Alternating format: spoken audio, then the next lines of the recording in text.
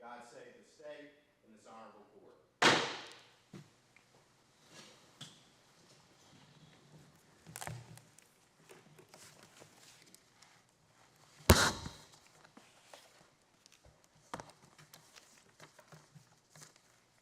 Good morning.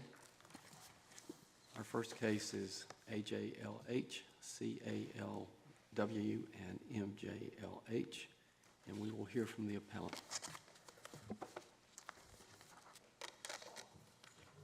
Good morning, Mr. Chief Justice Newby and Associate Justices. My name is Mercedes Chutt, and I'm arguing today on behalf of the Guilford County Department of Health and Human Services. My colleague, Mr. Wunsch, Mr. Matthew Wunsch, will be arguing on behalf of the guardian ad litem. I would like to use 15 minutes for my principal argument, and Mr. Wunsch, I believe, is going to use 10 minutes, and then we'd like to reserve 5 minutes for rebuttal. So, now, let me just start with the facts of this case, which are not in dispute. So in this case, the social worker, the Department of Social Services, I'm just going to call it the department, received a report that the child, Margaret, who at that time was 9, had marks on her back and had said that she had been beaten with a belt. The child said she was afraid, and the report was essentially abuse and inappropriate discipline. That was on May the 21st, 2019. The next day, on May the 22nd, 2019, the department received another report. According to that report, there was another mark on Margaret's back, and that she was terrified of going home, was cowering under the desk at her guidance counselor's office. So according to the reports, basically there were then 4 marks on Margaret's back at that time. Now, the social workers, the department investigated that report by sending the social worker Joyce out to the school on May the 22nd, 2019, and she found the child under the guidance counselor's desk. She had to coach her out. She found that the child looked nervous. She did observe the marks on Margaret's back consistent with the report. Margaret then added other details to the report. So Margaret then, at that point, the social worker interviewed Margaret, and Margaret said that there were other disciplinary practices going on in the home. She described being made to eat crunchy peanut butter sandwiches because she did not like them, and she said she had to eat them instead of eating what the family ate food-wise. And she also said that she was being made to stand in the corner for hours at a time, and that she had to sleep on the bare floor without mattresses, without a mattress, without blankets, without sheets. And she also said her stepfather had beaten her with a belt. And so the social worker at that point, with those allegations, which became part of the allegations the social worker was investigating, went to both of the parents on the same day. First went to the mother. She admitted all the allegations. Went to the father, the stepfather, that is. He admitted all the allegations. And that's very central to this case because the allegations, I think, were never in dispute. The parents admitted them. At the adjudicatory hearing, which produced the order on appeal, the parents did not present any evidence. Now, the Court of Appeals, this goes to the Court of Appeals, I think there's an issue of why are we at the Court of Appeal, why are we appealing this, why do we file the PDR? We're alleging there are several errors of law. One, not recognizing the admissions of a party opponent. The trial court's findings, rather than being inadequate, actually track what happened.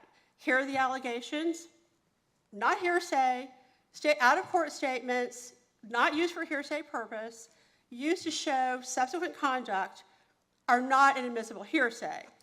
Then, after the statements were presented to the parents, the respondents here, they admitted the allegations. Trial court's order tracks this. After that, the order, what happened in the evidence was Margaret was removed on May the 22nd. The 2 younger children, Anna, 4 months old, and Chris, 3.5 years old, remained in the home until August the 9th, 2019, when a petition was filed and a non-secure custody order entered.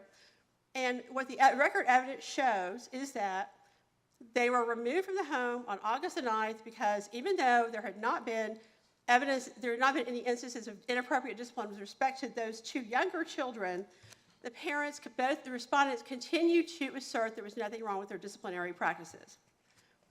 So, I think this is really a clear-cut case where what happened in the Court of Appeals was the Court of Appeals thought that there was inadmissible hearsay, and essentially did not recognize the operation of the admission of a party opponent.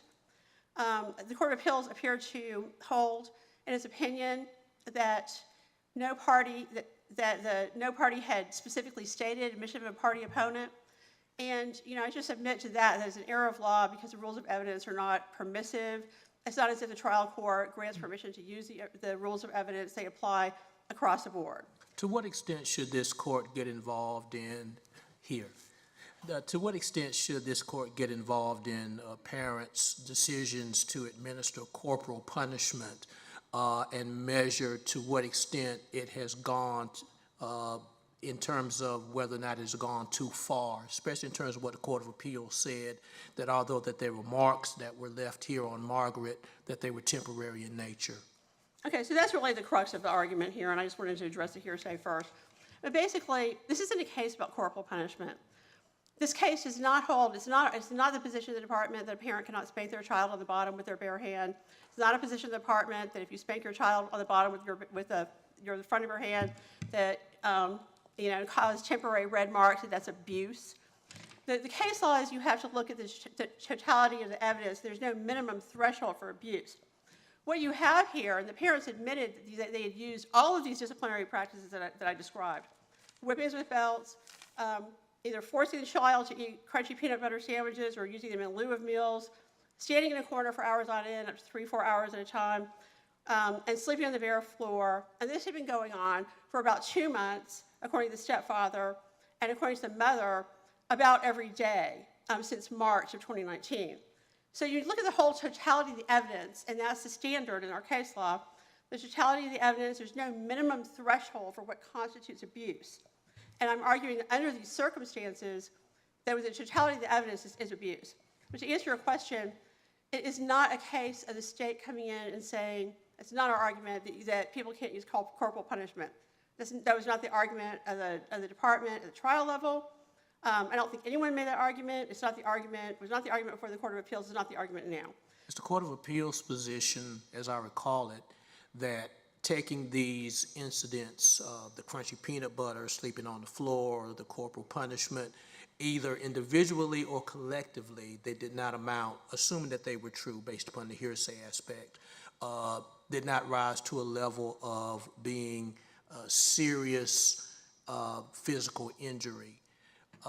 When you say this case is not about corporal punishment, are you saying that we should not focus at all in our outcome here on the fact that corporal punishment was administered and move on and look collectively at all of it? Correct. Correct. And let me go back to your statement about what the Court of Appeals said. So this is really the heart of why we're appealing this. The Court of Appeals actually held in its opinion that all of these facts alone, they called it corporal punishment, and it wasn't corporal punishment, actually. This is where, I think the Court of Appeals stepped into the role of the trial court, sort of making findings of fact. The evidence, the findings, the trial court's findings talked about a whipping with a belt, not, quote, corporal punishment. I don't think you're going to find that in the opinion. But just to simply say that a whipping with a belt and all the other collective facts can never constitute abuse or neglect is erroneous as a matter of law. It really sort of tosses out, I think, well-established precedent on the law of abuse and the law of neglect. Neglect, as we all know, you don't select out bright-line things or acts of the parents. Our case law is well-established, like in Ray Montgomery and Ray M.J.L.H, that you have to look at the circumstances surrounding the child, not the acts of the parents. In terms of abuse, there is, again, like I said, you have to look at the totality of the evidence. There's no bright-line standard for what abuse is, no minimum standard. And what the Court of Appeals did in this case is they actually ignored the statute of abuse, because if you look at 7B 101A through C, there are 3 different types of abuse, okay? Prong A is that the parent intentionally causes serious bodily injury, or serious physical injury. Sorry, it's physical injury, that's an important distinction. Intentionally causes serious physical injury. B is there's a substantial likelihood or risk of serious physical injury. And C is grossly inappropriate disciplines or procedures to modify behavior. Now, the Court of Appeals seem to analyze this only under A. And if you look at that statement that you just read, Justice Morgan, of the Court of Appeals, a quote from the opinion says that corporal punishment can never be serious physical injury. Well, that's ignoring, again, it wasn't corporal punishment, it was a whipping with a belt. So that's ignoring whether a whipping with a belt can be abuse under C, grossly inappropriate devices or procedures to modify behavior. And sorry to interrupt you, but just the trial court's order doesn't specify whether it was A, B, or C that it was finding constitute abuse here, right? I mean, that is correct. It does not. And does that matter? I don't believe so because, I mean, this is just, so whether or not abuse is established is a conclusion of law, and this court can look at that de novo to see whether the is a conclusion of law. So, for example, so if the findings of fact support that conclusion, I don't think you have to spell out which element of abuse it is. And if I can turn to another question I have, which is what evidence in the record or what findings of fact in particular support the adjudication that the other two children in the home, I believe we're using the pseudonyms Chris and Anna, what findings of fact demonstrate that they were neglected? Right, so Chris and Anna, I mean, the case law is that there have to be other circumstances that show present risk of harm, and the findings there that support that are findings that neither parent, the mother specifically endorsed her disciplinary proceedings at a child and family team meeting that occurred right before the petitions were filed, and that's one of the reasons why the petitions were filed. That's in finding number 14. The stepfather, he never, he initially said that he thought the disciplinary actions were appropriate, completely appropriate, initially never stated that he saw anything wrong with them, and then he never contradicted that position. And I think that the appellees have argued in their briefs that the father, that Mr. Haas is his name, the father of one of the children. Mr. Haas signed a safety plan and didn't violate it. The safety plan is not in the record. So I think those arguments, lack merit for that reason. But again, I think the trial court is a judge of the evidence. The trial court looked at the evidence and felt that there was not sufficient evidence that these parents, the respondents, would not do this again. So then it falls into the rubric of J.A.L.H, where you have prior neglect, and you have the parent not willing to. Well, the parent in J.A.L.H really didn't seem to even understand why her parental rights had been terminated to other children. It was domestic violence, and she didn't seem to recognize that. And this is the same sort of situation. So my argument is the failure of the parents to show any recognition that those disciplinary actions were inappropriate. So you're saying that the fact that his case plan, he agreed to a case plan, and that in that case plan he agreed not to discipline the other two children, that's not. I'm not clear what you're saying about that, the status of that agreement in his case. There is no agreement in the record that he entered into a case plan post-petition. The adjudicatory evidence, which is what I'm discussing now, only goes up to the date of the filing of the petition. So if the adjudication is based on the evidence and events occurring up to the date of the filing of the petition, why would the parents' subsequent statements that they thought what they were doing was appropriate, why would that then be relevant to the adjudication?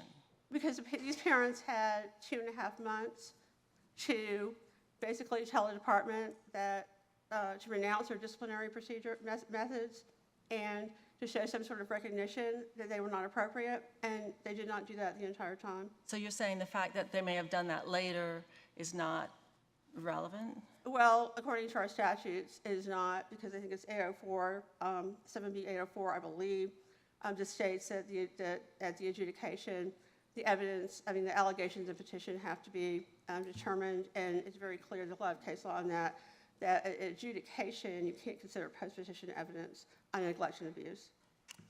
And that's just an interpretation of our statute. So simply, it's not up to me to say, it's not, I think, something that the trial court can just say, oh, yes, it's relevant, I'll hear it, because the statute expressly prohibits it. And I think one thing I think is really important here is that the trial court, the Court of Appeals really just did not seem to understand the law of abuse or neglect. You know, one of the things that the Court of Appeals did is say that finding 26, which talked about whether or not the father had decided not to, or had said anything about finding these disciplinary actions inappropriate, they called it an arbitrary presumption of a forecast. And in finding 26, the trial court was trying to assess risk of harm. What is the future risk of harm? Which is totally appropriate and necessary in a neglect case, and I think, and the Court of Appeals seemed to hold that that was inappropriate. I'm done with my 15 minutes. So, any other questions? Thank you. Thank you, counsel. We'll hear from counsel for the GAL.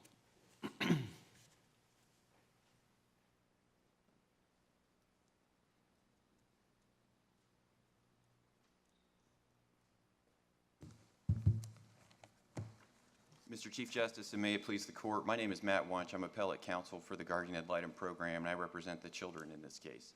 I just want to pick up, sort of jump in on some of the same points that the court discussed with Ms. Chutt. One, to point out, Justice Morgan, on your corporal punishment question, the case that the Court of Appeals relies on, Scott versus Scott, to say that corporal or a spanking that only leaves temporary bruising can never constitute physical abuse is not accurately summarized or utilized in the opinion. The facts of Scott are readily distinguishable. Scott was a civil case. It was a custody complaint where one parent was trying to get a change of custody against the other parent, and part of what the parent alleged was that the other parent had abused the child by striking and leaving marks, and lost that motion, appealed it, and then argued that the trial court erred because it should have been compelled to make a finding that those bruises constituted abuse. This is actually the exact opposite. This is a trial court that adjudicated that a child who'd been struck with a belt and the other conditions that we talked about was abused, and then the Court of Appeals on appeal decided that that was not abuse. So instead of being compelled to make a finding, the trial court here actually made a finding on its own, and then the Court of Appeals is trying to compel it to not make that finding. So it's really the opposite. Scott does not stand for this broad holding that marks or striking a child and leaving marks that are not permanent is not abuse, is never abuse. It's not a minimum standard. It's just saying in this particular case, the trial court was not compelled to make a finding that it was abuse. And that's what we're arguing for. We're arguing that the trial court, the fact finder, had that discretion to view the evidence, to evaluate the whole situation, and to make findings of fact as the fact finder trial court. Subsequent Court of Appeals cases have clarified that some, and I know they're not binding on this court, but in re LTR, which was a 2007 case that involved bruising.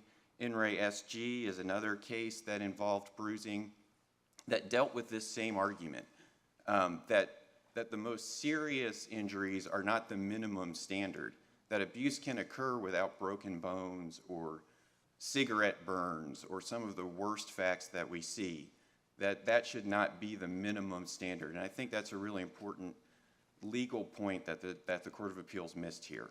Can we distill what you're saying in terms of this, then, that the Court of Appeals engaged in fact-finding that, of course, would not be appropriate?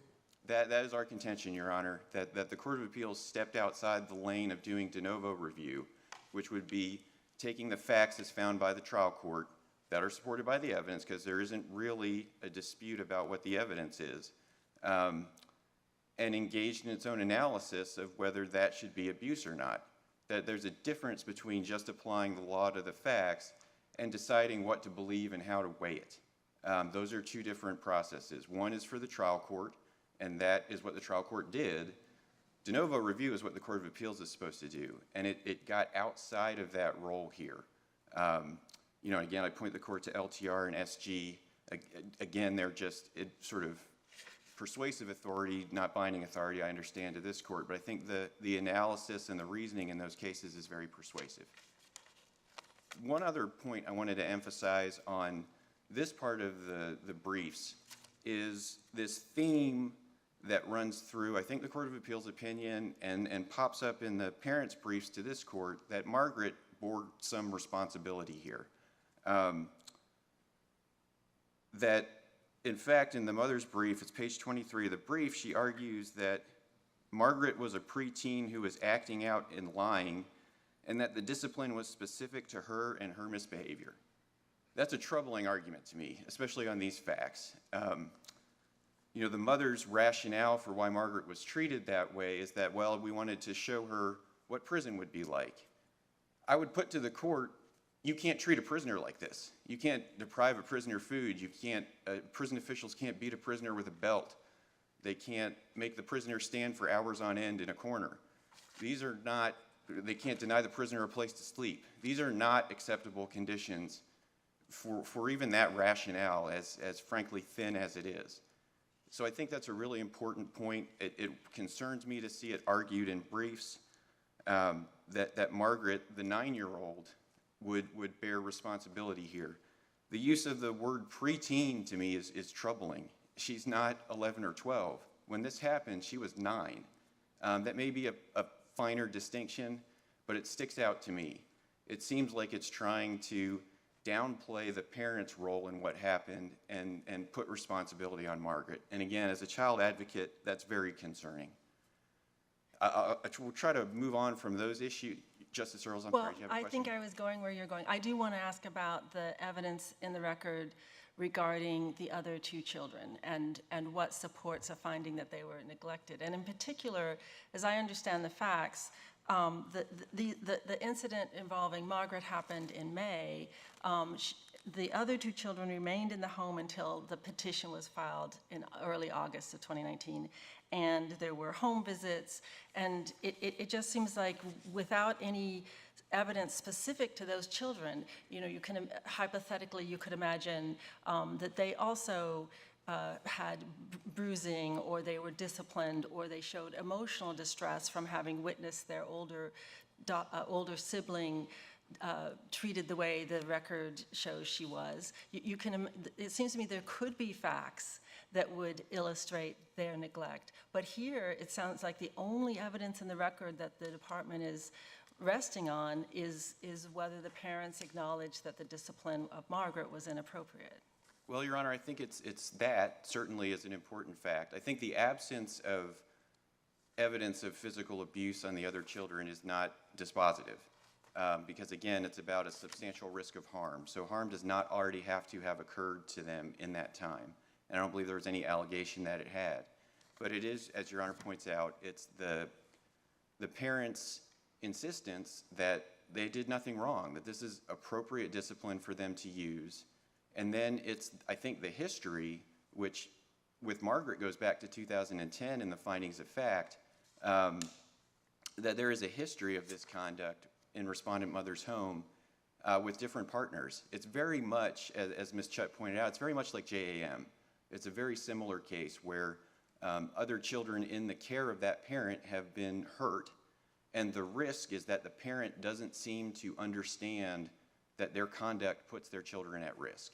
Well, there were other factors in JAM relating to the parents giving explanations for the injuries that were not medically possible, so some indication of deception and evidence about the extent to which they were complying with the case plan. So those are other factors that are different. Those factors aren't present in this case.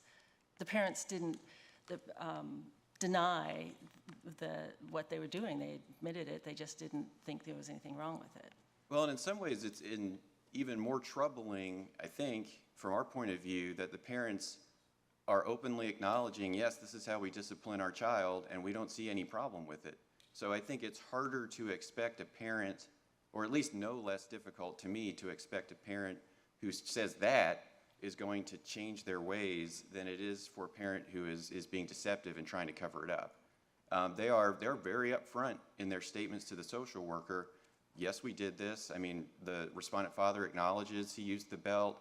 They acknowledge all those other disciplinary techniques, and they don't see any problem, even with CPS talking to them about what happened and the fact that there's the possibility of a petition being filed, they don't see any problem with that.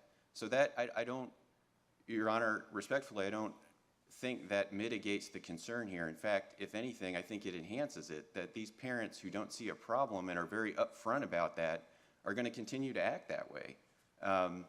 And, you know, it bears noting, I think, that the 2010 history with Margaret, you know, part of mother's explanation is, well, the baby is innocent, I wouldn't do these things to the baby. Margaret was 4 months old when that happened in 2010. So that explanation is not very persuasive. That was the trial court's call to make. It was not persuaded by it, and the Court of Appeals should not have disturbed that determination. I can see that I'm running into our rebuttal time. If the court has no further questions, I would like to reserve the remainder of our time for rebuttal. Thank you, counsel. Thank you. We'll hear from the appellee.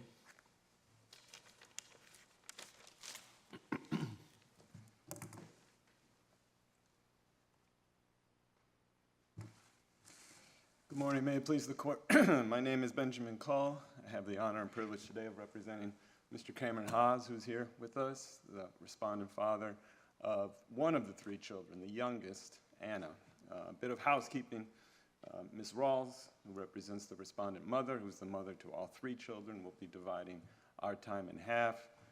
Ms. Rawls will be addressing all of the arguments about the abuse and neglect allegations regarding Margaret, the oldest one. And I'll be focusing my argument on the neglect adjudication for the younger 2 children. Recognize my client is only the father of one, but the circumstances and arguments for the 2 youngest are identical. I believe Ms. Rawls will adopt these arguments as her own regarding her client's child, Chris.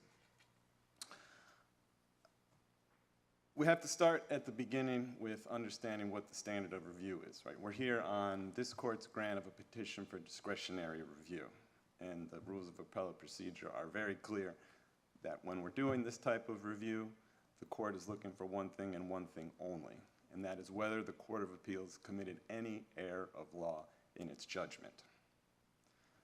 My client has been waiting 25 months for the government to come up with any coherent explanation of how that could possibly be true regarding his daughter's adjudication. Their briefs don't argue any viable error of law in the ruling regarding Margaret. They have not explained any error of law today in the Court of Appeals ruling regarding Margaret. When the Court of Appeals, regarding Anna, when the Court of Appeals concluded that the neglect adjudication for Anna had to be reversed, the Court of Appeals applied well-established precedent to a very basic set of facts to conduct a routine analysis, the same type of routine analysis that's been conducted by other courts in other similar cases, to reach the same conclusion that's been reached in other cases. And that conclusion is very straightforward. A child's neglect adjudication cannot be based entirely on a sibling's circumstances, right? There have to be findings of fact about other circumstances, other factors regarding this child, findings of fact about Anna's circumstances that explain why Anna is a neglected juvenile. And I would believe their answer would be that she is at risk of neglect because he has not acknowledged that the discipline was inappropriate. Correct, Your Honor. So we have to look, right, if we're looking at whether the Court of Appeals committed error, like the Court of Appeals was charged with looking at the findings of fact to determine whether those findings of fact supported the conclusion of law. So what do the findings of fact tell us about this, what they call this lack of acknowledgement, right? There is one clause in finding 26. I'll read the first 2 sentences. Cameron Haas acknowledged the circumstances that arose on May 21st, 2019, when this first began. However, he did not feel that those actions of discipline were inappropriate. Absolutely true, right? The reports came in from the school, apparently. Margaret was scared about going home. DSS gets involved, talks to the parents. The parents acknowledge what they did. They weren't hiding anything. And of course they would think that what they were doing was appropriate. Why would they do it unless they thought it was appropriate, right? So the fact that from day one, they didn't immediately see a problem with what they were doing isn't the question, right? The question is then thereafter, if DSS saw a problem, and apparently they did, right? The testimony from the one witness at the hearing, in her words, the social worker said that she told the parents from the beginning that what they had done was, quote, a little bit extreme, right? A little bit extreme. Well, what was a little bit extreme, right? Yes, she got a whooping with a belt that left a mark. But yes, they also didn't let her go play outside. They restricted her TV time. Right, so what was a little bit extreme? Should she been able to go play outside a little bit? Right, if she's made to go stand in a corner, well, how long is too long standing in a corner? Surely we can still send kids to timeout, right? So how long is too long? Right, so if their concern was narrowing down and really talking to these parents about what they did was wrong, well then there's no evidence in the record that shows they even bothered to have those conversations, right? If you look in the transcript, you'll see the social worker saying something along the lines of, well, they could have looked it up online to figure out what appropriate discipline is, right? So if this is really about them sort of expressing enough contrition and remorse, then there has to be some indication that the social worker or DSS or somebody sat down and said, all right, here's a long list of what you did, right? And that list includes restricting TV time, all right? But here's where we think you crossed the line, right? And there's nothing in the record that shows that they ever had that meaningful conversation, right? They got involved from the beginning, and unlike in JAM, and there are many points of distinction with JAM, but this is an important one.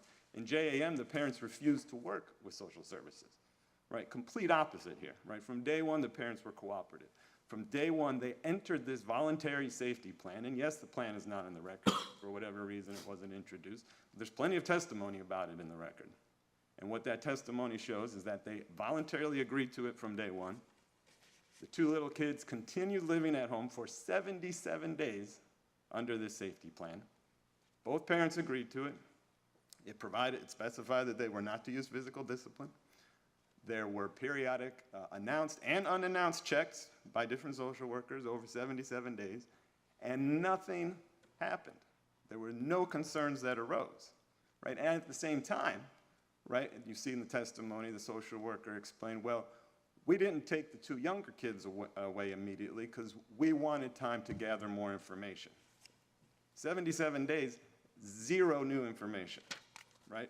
All these concerns about the history of mom's involvement with other prior DSS reports, they knew that from the beginning, right? The fact that the parents from the very beginning said, well, yeah, of course, what we did we thought was appropriate. Why else would we do it if we didn't think it was appropriate? They knew that. Those conversations happened from the very beginning. So 77 days go by. Not a single thing changes. The facts are exactly the same, except for reasons that still don't make sense to me. A social worker decided, no, we've had enough. They have not, on their own, come forward and expressed enough contrition for God knows what, because it surely isn't restricting their kids' TV time. And so now we're going to not only file this petition, not only take your children away from you, your 3-month-old baby, but then they have the audacity to go to the court at the adjudication hearing and say that these parents should have 0 visits with their parents. A 3-month-old baby to whom nothing has happened, for whom there is no evidence of any risk of harm. We're going to take that baby from its parents, and we're going to ask the court to deny all visitation, not even supervised visitation, on a weekly, 1 hour a week basis. 0. So is it the father's position, based upon what the trial court found with regard to Margaret and extrapolating that to Anna, is it the father's position that corporal punishment here was okay and that the even broader scope of the administered punishment to Margaret was okay? That the okay in what sense? Okay in the sense that it was not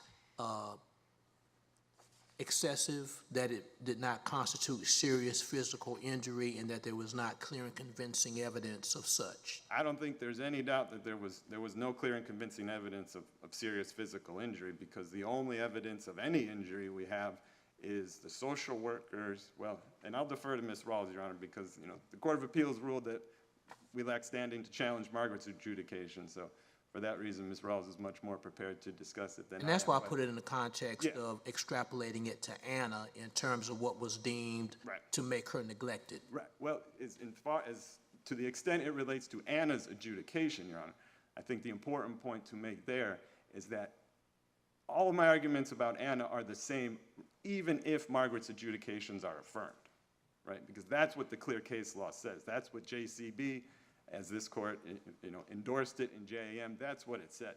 Even if you have an adjudication, you have neglect or abuse of a sibling in the household, you have to look beyond the facts related to that abuse and neglect to determine whether there are other circumstances showing neglect of the other child in the household. Well, the trial court was making a forecast of what risk Anna faced in terms of what happened to Margaret. All this in the trial court's view, of course. But in terms of, again, looking towards what was deemed by the trial court to put Anna at risk so as to make her neglected, is it the father's position that the punishment of Margaret should not have risen to a level in the trial court's view that made Anna neglected? I apologize, Your Honor, I'm not sure I followed the question. So the trial court was making a forecast in its findings of fact.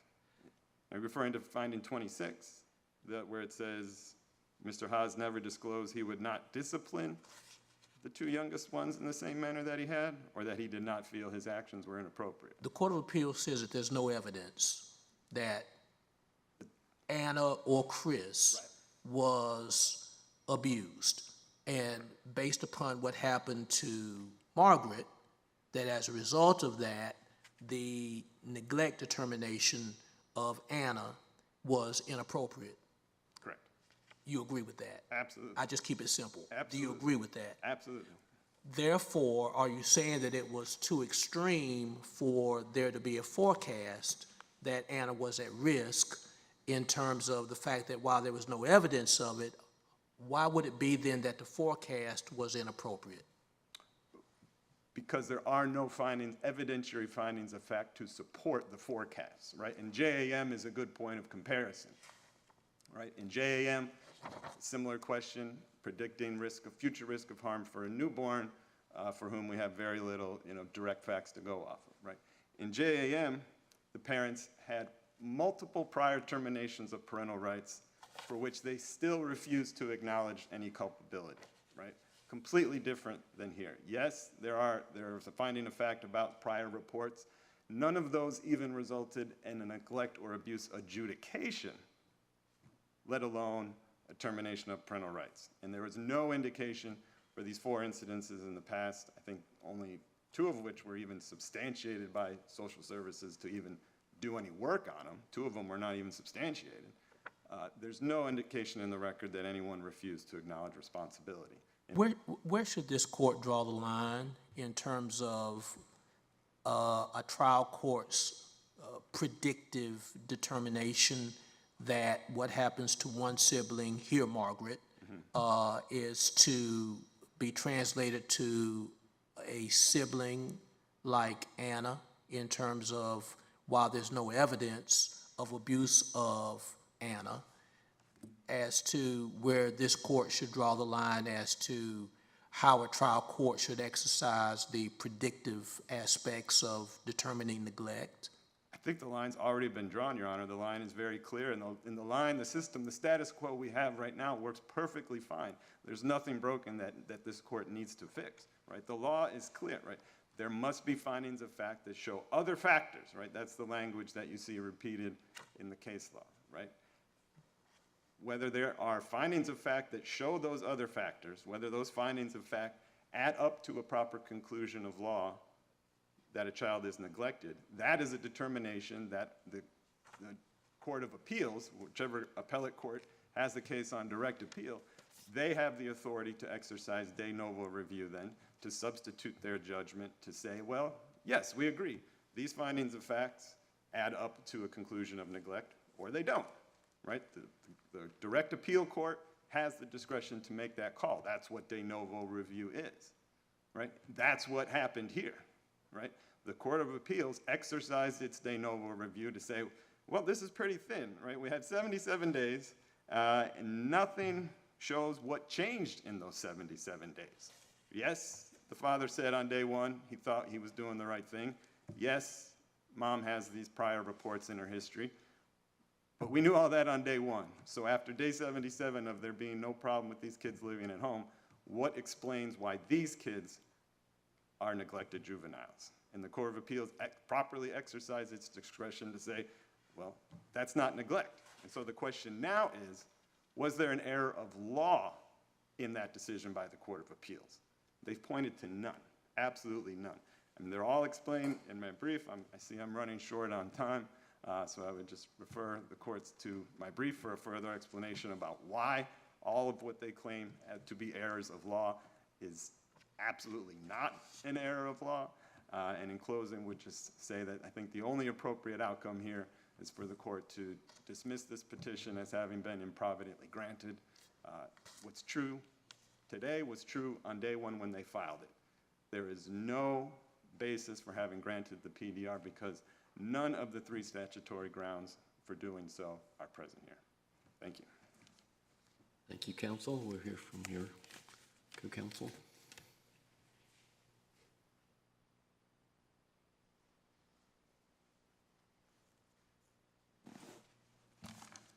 Good morning. May it please the court, I'm Leslie Rawls from Charlotte, representing the appellant, used to that, respondent mother in this matter.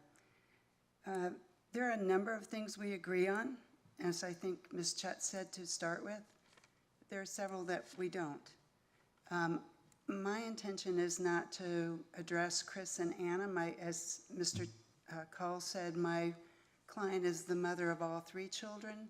The 2 youngest, Chris and Anna, are in identical positions. So unless the court has more questions, I would adopt Mr. Cole's argument as covering both of those, both of those children on my client's behalf. With respect to Margaret, a couple of things. The Court of Appeals did nothing new, and we're not asking this court to do anything new. They followed precedent. They applied the statute and the case law and found that the findings of fact and the evidence did not support the conclusions of law regarding Margaret that led to the abuse and neglect adjudications. This is, as has been said more than once here, a fact-specific inquiry. Some of the facts we agree on, some of them we don't. For example, Ms. Chet spent a good deal of time talking about hearsay and that the Court of Appeals misapplied the hearsay rule. We have agreed, and I believe the Court of Appeals opinion reflects this, that the hearsay statements by Margaret were improperly admitted over objection, I think 10 or 12 objections, and that statements of party opponents are admissible as exceptions to the hearsay rule. There's no disagreement about that. And the Court of Appeals correctly applied the hearsay rule by excluding Margaret's statements and then saying the remaining findings of fact are insufficient to support the conclusions of law, adjudicating her neglected and abused. So what have we got? Crunchy peanut butter sandwiches.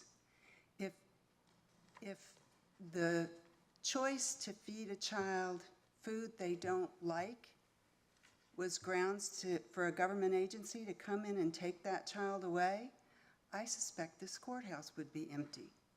Probably all of Raleigh would be empty. Children are fed Brussels sprouts. Children are fed squash, crunchy peanut butter sandwiches, things they don't like. It's part of being a parent. Now, the appellants would have the court believe that that was the only thing she ate. There is nothing in the record to support that. The record says that she was given crunchy peanut butter sandwiches at dinner instead of being given the meal the family was eating as part of a punishment to try to get her to recognize that by lying and cheating, she would wind up in a position where she couldn't make those decisions. Whether she's a preteen or a child, a parent's duty is to discipline and teach their child. And that was a lesson. There is nothing in the record about what she was fed at other meals. And in addition, the department argued to the court today that this had been going on, the crunchy peanut butter sandwiches had been going on since March 2019. That's not what the findings of fact say. The findings of fact say her lying had started around March 2019 and it was getting worse. And in finding of fact, I believe it's 17, the mother says that lately this was the sort of discipline they'd been trying. I'm not sure what lately means, but Well, if I can ask you, the statute defines an abused juvenile under 1C as one whose parent, guardian, custodian, or caretaker uses or allows to be used upon the juvenile cruel or grossly inappropriate procedures or cruel or grossly inappropriate devices to modify behavior. And as I understand the DSS and GAL's argument, they're saying that you can talk about each individual element, but that it's the constellation of all of the treatment that the parents admit as a statement of a party opponent, that the parents admit that so it's not just the discipline regarding what she ate, it was also, making her stand up, where she slept, and that the corporal punishment was happening every day, that it was the cumulative effect of all of those forms of punishment that constitute the grossly inappropriate procedures. So what's your response to that? Your Honor, I think that there are a couple of factual distinctions there. Where she slept, there's nothing in the record about her sleeping on the bare floor other than one hearsay statement where she says she slept with no covers. So the cumulative effect of these things is insufficient to constitute cruel and unusual, grossly inappropriate discipline.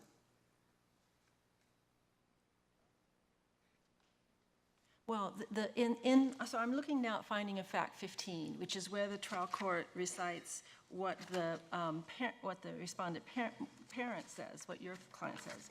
And she says that she takes the juvenile's bed privileges away. She stands in the corner from 3:30 p.m. to 6 p.m. And then after she eats, she stands again in the corner until 8 p.m. She has to sleep on the floor. So those are things that she's admitting happened. Yes, Your Honor, but it does not say bare floor. And children make tents out of sheets and dining room tables all the time, and then they and their friends or siblings sleep on the floor. The time that she spends in the corner, I'm not sure this court can draw a line and say that parents should only be allowed to send their children to the corner for 30 minutes, 45 minutes, 5 minutes, an hour. There are some things that parents get to decide, and while that seems like a long time, I'm not sure it's the role of this court to step in and say that that's too long. And looking at them cumulatively, this child was disciplined a lot. Her behavior, the parents felt, was serious enough to require that discipline. The root of the word discipline, I believe, comes from the same root as the word disciple, and that it's a guiding. And the parents expressed their intention through this discipline to guide the child into behavior that would serve her as a young adult and as an adult. And they did have a concern about whether she would wind up going to jail.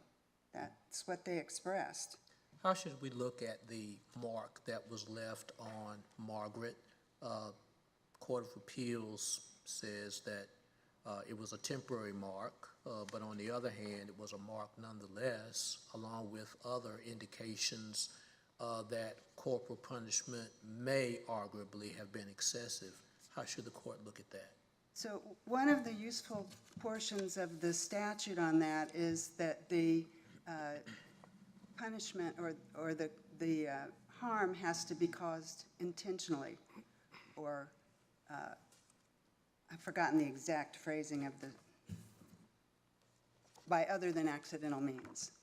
And what the explanation is that it was an accident, that she was moving, as many children will when they're being spanked, and that her back was hit.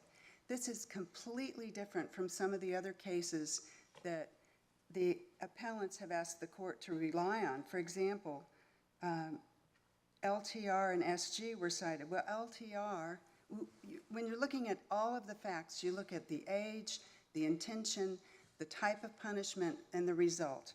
So LTR was one that was cited. That was a 2007 case, and these are all Court of Appeals cases. It involved a 4-year-old child, a younger child. It involved a 6-inch bruise that a doctor testified was at least 7 days old when it was seen and photographed. The stepfather had hit that child with the brush, and there was also a second child in that instance who was 5 years old and had a bruise on the face. On SG, which was the other case that was cited to this court, it was a 3-year-old child, again, a vast age difference, and that child had a black eye from his father pushing him down and hitting him, plus bruises on his forehead, an eyelid, and a knot on his forehead. I can't tell you how to look at individual marks because all of the case law in this says you have to exercise a fact-specific inquiry. The trial court looks at a fact-specific inquiry, and in reviewing this court and the Court of Appeals does the same thing. What was the age of the child?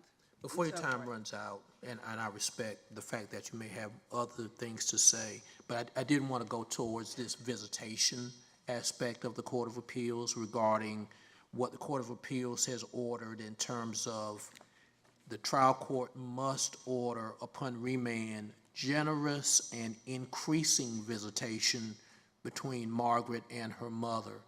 Why does not that determination invade the province of the trial court in terms of determining whether or not visitation would be appropriate upon remand?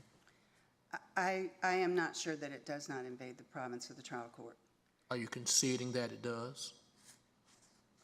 I would like to see it as an expression of opinion by the Court of Appeals of what would be best, that the parents and Margaret were entitled to have visitation with each other. And I would concede that I think that language goes farther than the appellate court should have gone in directing how the trial court would set that up. Now, these children have been out, I believe Margaret, she was 9 when they were removed from the home, and no visitation for any of these children for the last 3 years.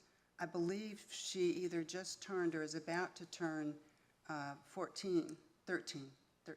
Well, while the lack of visitation totally certainly is much more within the standard purview of the Court of Appeals, it sounds like you're agreeing that the Court of Appeals saying that the trial court must give generous and even increasing visitation, as in not even determining what may happen upon the initial visitations, but now to say that it will be increasing in the future, you do see that being excessive by the Court of Appeals. At best, an expression of hope of what might be possible for this family. And given the time lapse and the lack of any contact, I would not ask this court to order this, or to enter an order that says the same thing. The trial court should. So much time has passed with no contact. So I'm not asking this court to recommend the exact same thing. I think the trial court really has to deal with that at this point.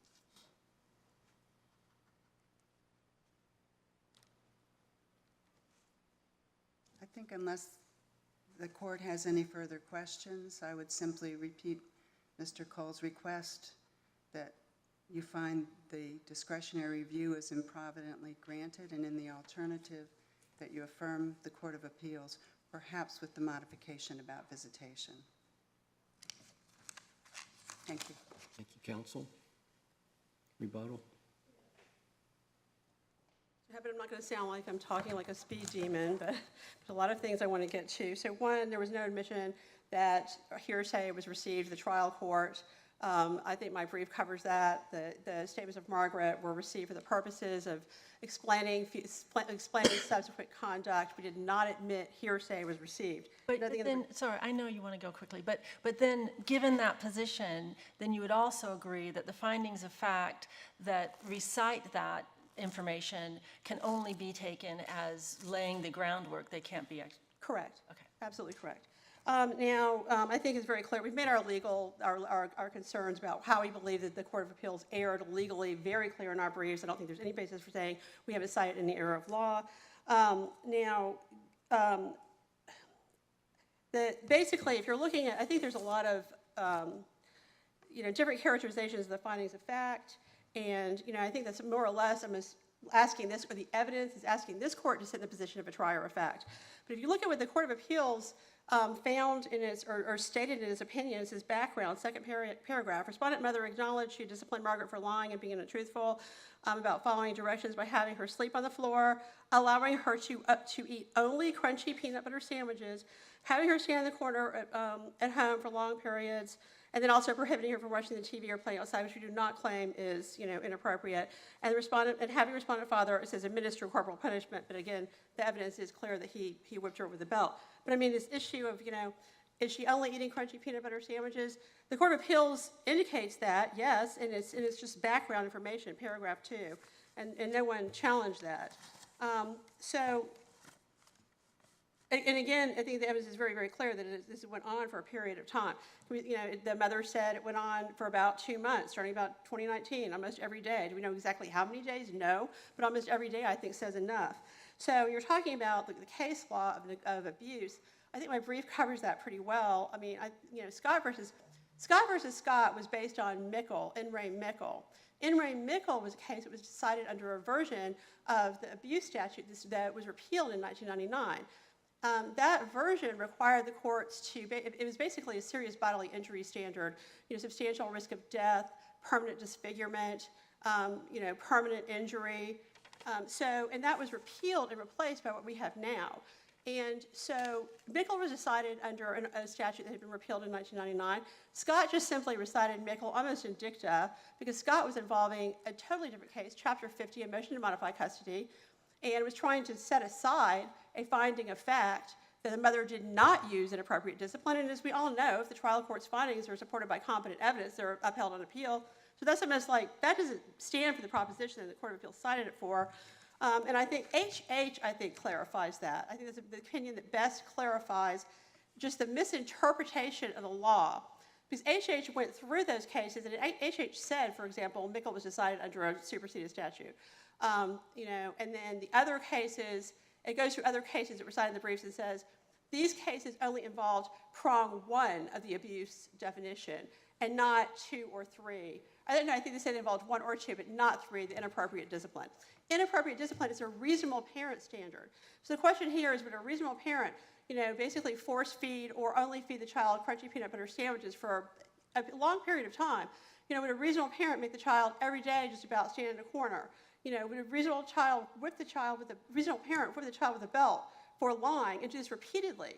It's a reasonable parent standard, and I think that's where you have to defer to the trial court in determining what is a reasonable parent standard. But I submit, no, it's not reasonable for a parent to do that. I think it's very clearly not reasonable. The fact that the father cannot to this day admit that these disciplinary practices are inappropriate, although given plenty of chances to do that, I think is very probative. That, it's exactly what the trial court found. They won't admit that anything is wrong. And then adding on to quickly, CPS history, that's another reason to support the adjudications of neglect for the other children. Margaret was found to be neglected found to be abused and neglected at the age of 4 months in Guilford County, and no one objected to the Guilford County CPS evidence coming in at the trial court. I don't think I have anything else. Thank you, counsel. Thank you. Thank you, everyone. All rise. Oh yes, oh yes, oh yes. The Supreme Court of North Carolina will be in recess until 10:45 a.m.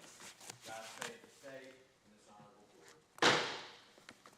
Counsel, we're going to try something a little different, hopefully starting a new tradition of our court, and we'll come down and thank you for your participation in today's oral argument.